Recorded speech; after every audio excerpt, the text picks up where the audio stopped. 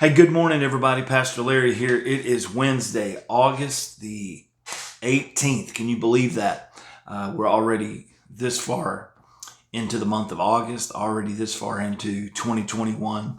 In ways, it seems like it's been a short period of time. In other ways, it seems like it's been a long stretch. But here we are this morning. Glad that you're joining me for another time of devotion. So let's just hop right in today. So here's what's been on my mind this morning. I wonder how willing we are to trade our dreams for our life, for God's dream for our life. Now let that sink in. The quick answer is, oh yes, I would absolutely trade that dream. I would absolutely trade my dream for His dream. But if you understand anything, you understand that following Jesus many times is a daily decision. It's not something that I said when I was 9 years old. It's not a decision I made at baptism. It's not a decision that I made when I walked up and gave a confession. It's not any of those things. Those were events in my life that maybe set me on a course. But in order to really see the plan and purposes of God prevail in my life, I have to be willing to make a daily decision to follow Him. And many times, this is what I have found out over my life, that many times course correction is way more a part of my life than what I'd like to admit.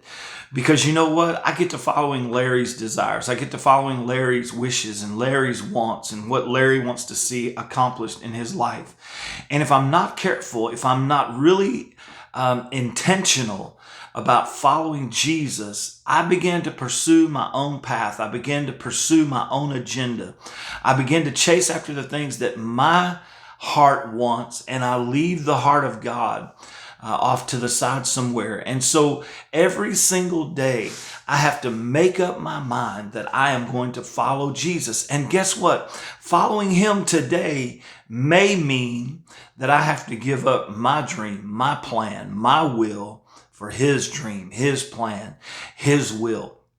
It's not always comfortable. Man, it's not always comfortable to give up what you want for what He wants. It's not always fun to give up what you want for what He wants. It's not always easy to give up what you want for what He wants. But here's what I have also discovered living my life the way that I have lived it. I've discovered this, and I've made enough wrong decisions to be balanced out by the right choices in my life to be able to have an analysis here and to show the difference. And here's what I've learned, that every time I choose to follow Jesus, no matter what the discomfort level may be, no matter about the circumstances that are surrounding that situation, anytime I'm willing to hand my life over to Him and say, okay, it's not what I want any longer, it's what you want. I'm crucified with Christ. And guess what? Being crucified with Christ, that means that I put this old man to death. And sometimes I have to remind myself that the old man died. And I have to remind myself that I'm not living this life according to my own wishes and desires, but I'm living according to the desires that He has for me. And so I give Him my dreams. I give Him my plans. I trade what I want for what He wants for me. And there's not been a single time that I've ever done that I have regretted it. It may not have been easy. It may not have been comfortable. It may not have looked logical. It may not have looked reasonable. It may not have been what other people were telling me that I needed to do. But there has not been a single time that I have submitted my will to God's will that I have been disappointed with the outcome of the story. Not everything has gone smooth in my life. Not everything has gone smooth in your life. But I promise you this, when I trade my dreams for His dreams, when I give up my wishes and will, and I say, God, I'm submitted to You. Isn't it amazing? We want people to submit to us. Men want their wives to submit. Wives want their husbands to love them. If we're in authority in our businesses, we want people to follow us. But isn't it amazing? We want all these things given toward us. We want people to respond toward us. But many times we're not really willing to surrender our lives to God. And how can we expect others to follow our example if we're not really willing to follow Him and to let Him lead our lives? So let me ask you something again today.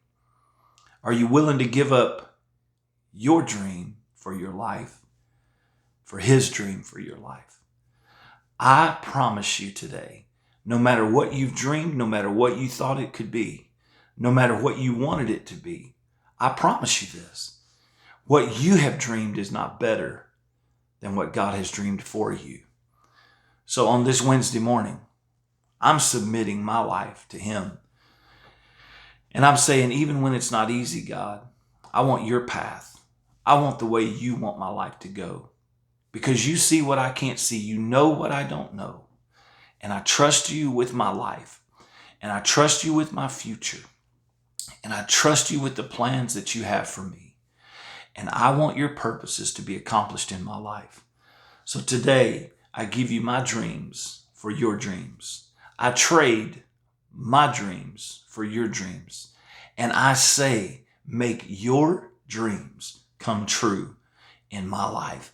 Let me live a life of following Jesus, and let me follow him close enough that when course correction is required, I make the changes in my life that put me on the path, that follow him to making his dream for my life come true.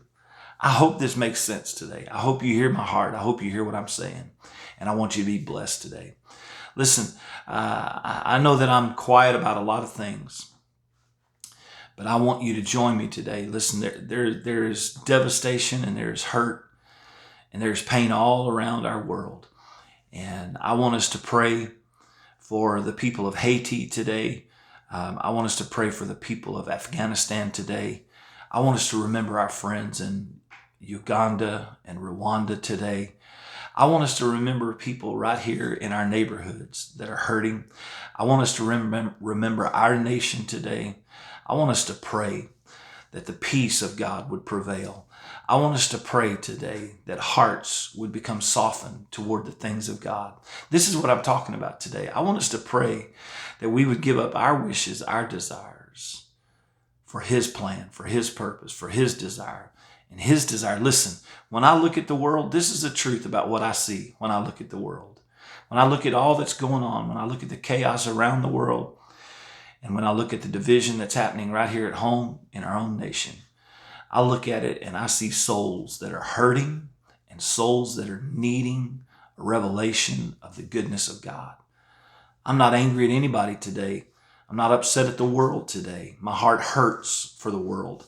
And I'm asking you to join me in praying that hearts would be softened. And guess what? If people are going to see Jesus, they're going to have to see it in us. And we who profess that we are followers of Christ. Let me correct my course today.